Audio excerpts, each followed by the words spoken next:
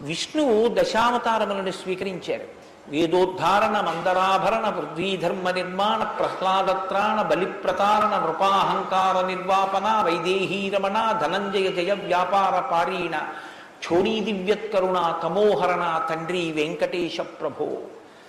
ఇన్ని అవతారాలు స్వీకరించినా ఆ అవతార పరిసమాప్తి అయిపోయిన తరువాత మనం పిలిస్తే ఇక లక్ష్మీనారాయణులనే పిలుస్తాం.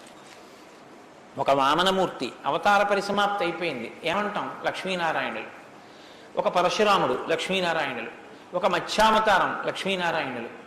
ఒక్క సీతారాముల అవతారంలో మాత్రం యుగాలు మారిపోయినా ఆ అవతారాన్ని సీతారాములనే పిలుస్తాం.